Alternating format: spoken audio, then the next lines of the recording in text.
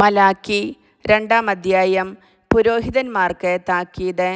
പുരോഹിതന്മാരെ, ഇതാ ഈ കൽപ്പന നിങ്ങൾക്കു വേണ്ടിയാണ്.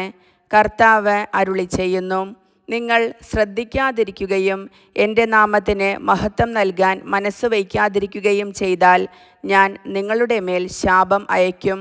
നിങ്ങളുടെ അനുഗ്രഹങ്ങളെ ഞാൻ ശാപമാക്കും.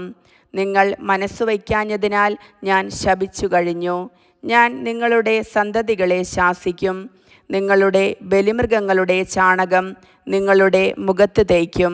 എൻ്റെ സന്നിധിയിൽ നിന്ന് നിങ്ങളെ ഞാൻ നിഷ്കാസനം ചെയ്യും. സൈന്യങ്ങളുടെ കർത്താവ് അരുളിച്ചെയ്യുന്നു, ലേവിയുമായുള്ള എൻ്റെ ഉടമ്പടി നിലനിൽക്കേണ്ടതിനാണ് ഈ കൽപ്പന ഞാൻ നിങ്ങൾക്ക് നൽകിയിരിക്കുന്നതെന്ന് അങ്ങനെ നിങ്ങൾ അറിയും. അവനോടുള്ള എൻ്റെ ഉടമ്പടി ജീവൻ്റെയും സമാധാനത്തിൻ്റെയും ഉടമ്പടി ആയിരുന്നു. അവൻ ഭയപ്പെടേണ്ടതിന് ഞാൻ അവ അവനു നൽകി. അവൻ എന്നെ ഭയപ്പെടുകയും എൻ്റെ നാമത്തോടുള്ള ഭയഭക്തികളാൽ നിറയുകയും ചെയ്തു. അവൻ്റെ നാവിൽ യഥാർത്ഥ പ്രബോധനം ഉണ്ടായിരുന്നു. അവൻ്റെ അധരത്തിൽ ഒരു തെറ്റും കണ്ടില്ല. സമാധാനത്തിലും സത്യസന്ധതയിലും അവൻ എന്നോട് കൂടെ വ്യാപരിച്ചു. അനേകരെ അകൃത്യങ്ങളിൽ നിന്ന് അവൻ പിന്തിരിപ്പിച്ചു. പുരോഹിതൻ അധരത്തിൽ ജ്ഞാനം സൂക്ഷിക്കണം. ജനം പ്രബോധനം തേടി അവനെ സമീപിക്കണം. അവൻ സൈന്യങ്ങളുടെ കർത്താവിൻ്റെ ദൂതനാണ്. എന്നാൽ നിങ്ങൾ വഴിതെറ്റിപ്പോയിരിക്കുന്നു. നിങ്ങളുടെ ഉപദേശം അനേകരുടെ ഇടർച്ചയ്ക്ക് കാരണമായി. നിങ്ങൾ ലേവിയുടെ ഉടമ്പടി ലംഘിച്ചിരിക്കുന്നു. സൈന്യങ്ങളുടെ കർത്താവ് അരുളിച്ചെയ്യുന്നു, നിങ്ങൾ എൻ്റെ മാർഗങ്ങൾ അനുവർത്തിക്കാതെ പ്രബോധനം നൽകുമ്പോൾ എത്രമാത്രം പക്ഷപാതം കാണിച്ചുവോ അത്രമാത്രം ഞാൻ നിങ്ങളെ ജനം മുഴുവൻ്റെയും മുൻപിൽ നിന്ദിതരും നികൃഷ്ടരും ആക്കും. ജനത്തിൻ്റെ കുറ്റങ്ങൾ. നമുക്കെല്ലാവർക്കും ഒരേ പിതാവല്ലേ ഉള്ളത്? ഒരേ ദൈവം തന്നെയല്ലേ നമ്മെ സൃഷ്ടിച്ചത്? എങ്കിൽ നമ്മുടെ പിതാക്കന്മാരുടെ ഉടമ്പടിയുടെ പവിത്രത നശിപ്പിച്ചുകൊണ്ട് നാം എന്തിന് പരസ്പരം അവിശ്വസ്തത കാണിക്കുന്നു? യൂദ വിശ്വാസവഞ്ചന കാണിച്ചിരിക്കുന്നു. ജെറൂസലേമിലും ഇസ്രായേലിലും മ്ലേച്ഛപ്രവർത്തികൾ നടന്നിരിക്കുന്നു. കർത്താവിന് പ്രിയപ്പെട്ട വിശുദ്ധ മന്ദിരത്തെ യൂദ അശുദ്ധമാക്കി. അന്യദേവൻ്റെ പുത്രിയെ വിവാഹം ചെയ്തിരിക്കുന്നു.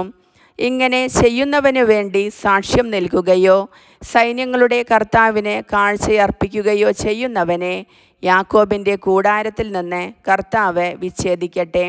നിങ്ങൾ ഇതും ചെയ്യുന്നു. അവിടുന്ന് നിങ്ങളുടെ കാഴ്ചകളെ പരിഗണിക്കുകയോ അതിൽ പ്രസാദിക്കുകയോ ചെയ്യാത്തതിനാൽ നിങ്ങൾ തേങ്ങിക്കരഞ്ഞ് കർത്താവിൻ്റെ ബലിപീഠം കണ്ണീരുകൊണ്ട് മൂടുന്നു. എന്തുകൊണ്ട് അവിടുന്ന് ഇത് സ്വീകരിക്കുന്നില്ല എന്നു നിങ്ങൾ ചോദിക്കുന്നു.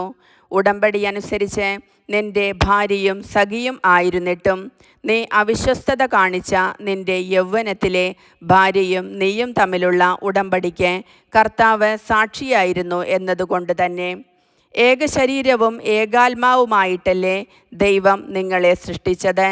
ദൈവഭക്തരായ സന്തതികളെ അല്ലാതെ എന്താണ് ദൈവം ആഗ്രഹിക്കുന്നത്? അതുകൊണ്ട് യൗവനത്തിലെ ഭാര്യയോട് അവിശ്വസ്തത കാണിക്കാതിരിക്കാൻ ശ്രദ്ധിക്കുവിൻ. ഇസ്രായേലിൻ്റെ ദൈവമായ കർത്താവ് അരുളിച്ചെയ്യുന്നു, വിവാഹമോചനത്തെ ഞാൻ വെറുക്കുന്നു. ഒരുവൻ തൻ്റെ വസ്ത്രം അക്രമം കൊണ്ട് പൊതിയുന്നതിനെയും ഞാൻ വെറുക്കുന്നു. അതുകൊണ്ട് നിങ്ങൾ ശ്രദ്ധയോടെ വ്യാപരിക്കുക, അവിശ്വസ്തത കാണിക്കരുത്. കർത്താവിൻ്റെ ദിനം. വാക്കുകൾ കൊണ്ട് നിങ്ങൾ കർത്താവിനെ മടുപ്പ് വരുത്തിയിരിക്കുന്നു. നിങ്ങൾ ചോദിക്കുന്നു, എങ്ങനെയാണ് ഞങ്ങൾ അവിടത്തെ അസഹ്യപ്പെടുത്തിയത്? തിന്മ പ്രവർത്തിക്കുന്ന ഏവനും കർത്താവിൻ്റെ മുൻപിൽ നല്ലവനാണ്. അവിടുന്ന് അവനിൽ പ്രസാദിക്കുന്നു എന്ന് പറയുകയും നീതിയുടെ ദൈവം എവിടെയെന്ന് ചോദിക്കുകയും ചെയ്തുകൊണ്ട്. കർത്താവിൻ്റെ വചനം.